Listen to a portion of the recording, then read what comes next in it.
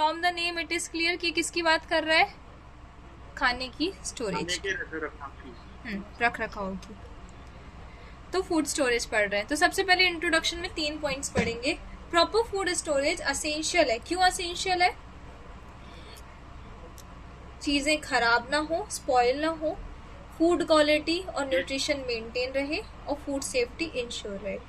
Wastage जो है, reduce wastage of family and national food resource, मतलब ऑल हमारी फैमिली एज वेल एज जो ऑल ओवर हमारा नेशनल मतलब देश भर का फूड रिसोर्स है, उसकी वेस्टेज को कम किया जा सके। सेकेंड देखें तो फूड बिगिंस टू डेट्यूरेट सून, क्योंकि खाना जल्दी खराब होने लगता है जैसे उसको काट लिया जाता है। क्यों खराब होने लगता है काटने के बाद? बहुत कॉमन सी चीज है इसमें, कटने के बाद क्यों खाना खराब होगा? कटने के बाद मैम वही अंदर से। एक बात बताओ, देखो एक ह्यूमन है, ठीक है, उसके हाथ में 5 उंगली है, एक जल्दी से पकड़ लेता है वो। नहीं ऐसा नहीं है। देखो मैं बता रही हूँ, एक ह्यूमन है, उसके हाथ में 5, एक हाथ में 5 उंगली है, एक उंगली कट के अलग हो गई, 5 दिन बाद उस उंगली के साथ क्या हुआ जो कट गई थी? हाथ की बात नहीं कर रही हूँ, हाथ तो ठीक हो गया, ठीक है, ब्लीडिंग वगैरह सब रुक गई, अब बेचारा बस वो 4 उंगली वाला इंसान बन गया। ये जो उंगली कट गई थी, ये जो फिंगर कट हो गई थी, इसके साथ क्या होगा?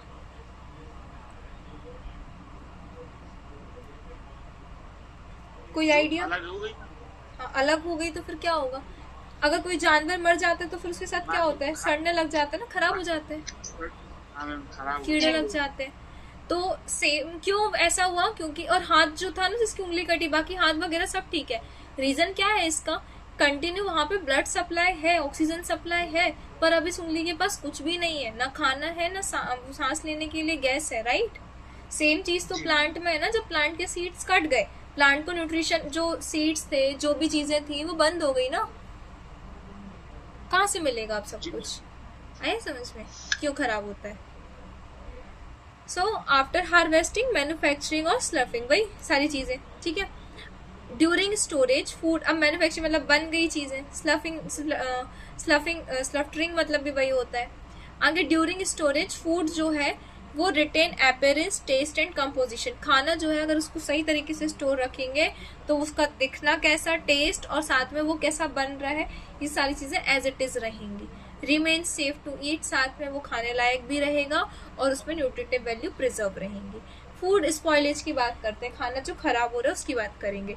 तो फूड स्पॉइलेज मतलब होता क्या है? फूड स्पॉइलेज मतलब होता है deterioration in the quality of food, food की क्वालिटी खराब होना। क्वालिटी ऑफ फूड किससे जज की जाती है? उसको उसके देखने, मतलब वो अपीयरेंस कैसा है, दिख कैसा रहा है, टेक्सचर कैसा है, ठीक है, मतलब ऐसा रहता है ना कि कुछ रफ है, स्मूथ है, शाइनी है, ये कहलाता है टेक्सचर। फ्लेवर कैसा है, खुशबू कैसी है, न्यूट्रिशनल वैल्यू कैसी है, सेफ्टी है कि नहीं, और सेल्फ लाइफ कितनी है। जैसे हर किसी की सेल्फ लाइफ होती है ना, रोटी 2 दिन चल जाती है पर दाल नहीं चलती, गर्मियों में रोटी 1-2 दिन चल जाती है पर दाल सुबह की बनी शाम खराब हो जाती है, ठीक है। स्पॉइलेज में ओनली रिड्यूस क्वालिटी, अगर स्पॉइल होगा, चीजें खराब होंगी तो उसकी क्वालिटी भी खराब होगी और में मेक फूड अनसेफ, साथ में वो हमारा खाना जो है वो हमारे लिए अनसेफ भी हो जाएगा उसे कंज्यूम करना। अगर कोई जैसे इसका एग्जांपल ले लो कि दाल खराब हो गई और हमने खा ली तो फूड पॉइजनिंग हो सकती है ना। जी वो कॉजेज ऑफ फूड स्पॉइलेज, अब क्या क्या कारण हो सकते हैं? तो सबसे पहले माइक्रो ऑर्गेनिजम्स। देखो माइक्रो मतलब ऐसी चीजें जिन्हें हम नहीं देख सकते। हमने न्यूट्रिएंट्स भी पढ़े थे तो 2 में पढ़े थे ना, मैक्रो न्यूट्रिएंट और माइक्रो न्यूट्रिएंट। मैक्रो में हमने क्या पढ़ा था?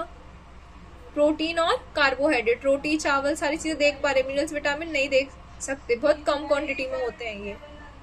तो मैक्रो माइक्रो ये समझाने का तरीका है। माइक्रो छोटा ऑर्गेनिज्म मतलब जिसमें लाइफ है, ऐसे ऑर्गेनिज्म जो हम नेकेड आई से या खुली हुई आंखों से नहीं देख सकते। ये मेजर कॉज है फूड के खराब होने का, जैसे बैक्टीरिया, ईस्ट या मोल्ड्स, फंगस, ठीक है, मोल्ड मतलब फंगस, एक टाइप की फंगस होती है जो कि प्रेजेंट होते हैं हवा में, पानी में और मिट्टी में।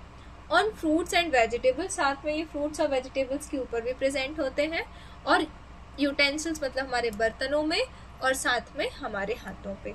On animal skin and feathers, और जानवरों के स्किन और उनके फेदर्स में बैक्टीरिया पड़ने वाले हैं। तो बैक्टीरिया जो है स्पॉइल करता है मीट को, फिश को, पोल्ट्री मतलब वही हैंड्स, एग वगैरह और मिल्क प्रोडक्ट को।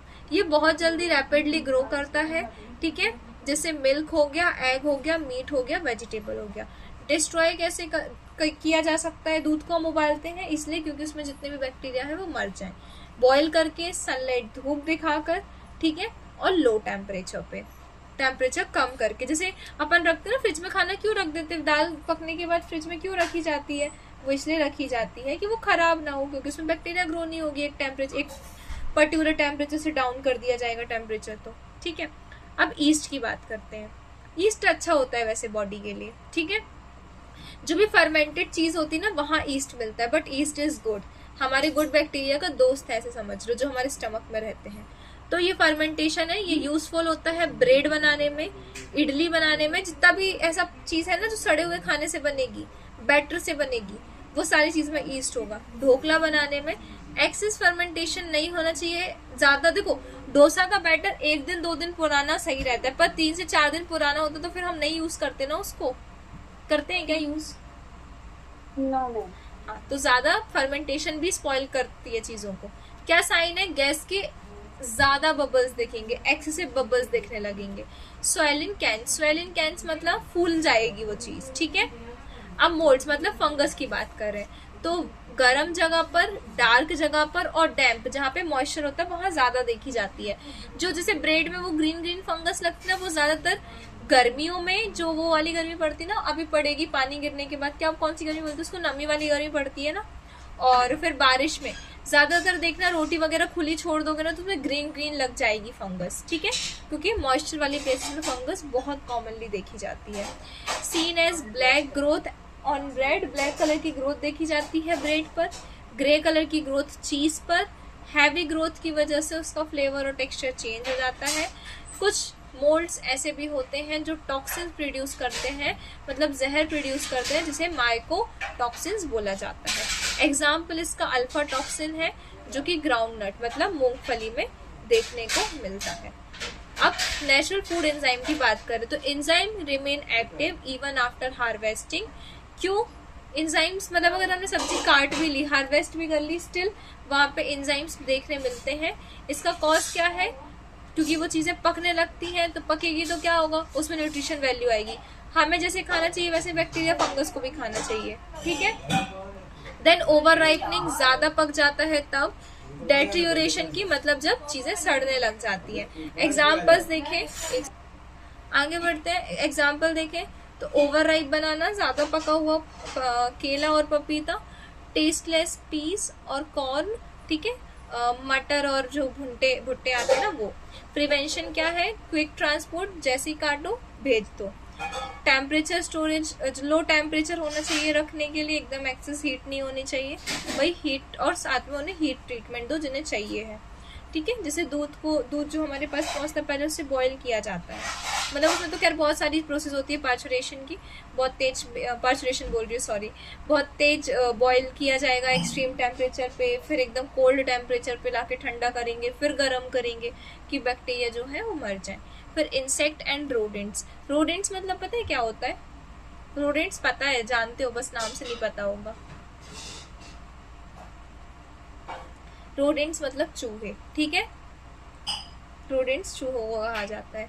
तो इंसेक्ट, वर्म्स, वेबल्स, बग्स, मॉथ, ये जितने भी कीड़े मकोड़े हैं ना, ये डैमेज करते हैं किसको? खाने को।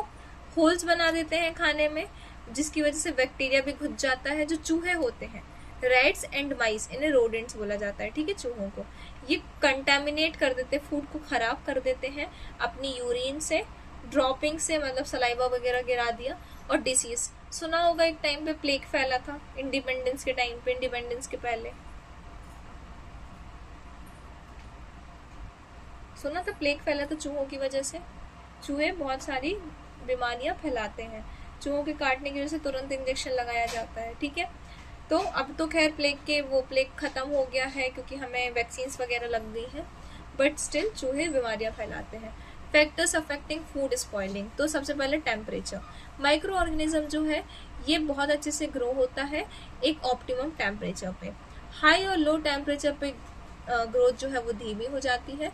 लो टेम्परेचर मेथड की बात करें तो रेफ्रिजरेटर में रख दो, फ्रीजर में रख दो, या अब हम अगर टेम्परेचर हाई की बात करें एक्सेस हीट की, तो अगर हम एकदम हाई टेम्परेचर पे जाएंगे तो यहाँ पे विटामिन और प्रोटीन डिस्ट्रॉय हो सकते हैं। खाना सूखा देखें, ड्राइड फूड देखें, और मतलब फूड को ड्राई भी करेगा, एक्सेस हीट दे दी तो खाना भी सूख सकता है, न्यूट्रिशन वैल्यू भी ड्राई अप हो जाएगी। एक्सेस कोल्ड की बात करें तो बहुत ज़्यादा अगर हमने एक्सट्रीम टेम्परेचर पे रख दिया तो सेल वॉल डैमेज हो जाएगी, जिसकी वजह से फ्रीजिंग देखी जा सकती है। मॉइस्चर और ड्राइनेस की बात करें तो मॉइस्चर की वजह से बैक्टीरिया ग्रोथ होती है और फंगस की ग्रोथ होती है। एंजाइम के एक्शन की बात करें तो जो ड्राई फ्रूट्स हैं, जो रूखे फ्रूट्स हैं जिनमें मॉइस्चर नहीं है, इफ दे एब्जॉर्ब मॉइस्चर, तो ड्राई फ्रूट्स खराब हो जाते हैं अगर उन्होंने मॉइस्चर एब्जॉर्ब कर लिया तो। फ्रूट्स एंड वेजिटेबल्स जो है ये मॉइस्चर रिलीज करती हैं स्टोरेज के टाइम पे, ठीक है। जैसे जब आलू सड़ने लगता है तो वो भी गीला पिलपिला हो जाता है ना, मॉइस्चर रिलीज करने लगता है, लाइक दैट। एयर और ऑक्सीजन की बात करें तो ये डिस्ट्रॉय करती है विटामिन ए को, विटामिन सी को। फूड कलर्स और फ्लेवर्स बात करें तो ये मोल्ड की ग्रोथ को प्रमोट करते हैं। अच्छा, फंगस को कैसे पता कि यहीं ग्रो करना है, क्योंकि यहाँ यहीं पर आके लैंड करना है, क्योंकि खुशबू उसका फ्लेवर उसको अट्रैक्ट करता है। वैक्यूम पैकिंग रिमूव ऑक्सीजन, और अगर हम किसी को एयर टाइट कंटेनर में रख देंगे तो फिर वहां पे ऑक्सीजन वहां से खत्म हो जाएगी, ठीक है। अब लाइट की बात कर रहे हैं तो जो लाइट है वो डिस्ट्रॉय करती है राइबोफ्लेविन को, ये एक टाइप का विटामिन बी है, विटामिन ए को, विटामिन सी को। फूड कलर्स की बात करें तो और साथ में फूड कलर्स को प्रोटेक्शन की बात करें तो डार्क बॉटल्स में रखो, ठीक है, जहाँ पे डायरेक्ट लाइट ना आ पाए। देन ग्लेज्ड कंटेनर्स, अच्छा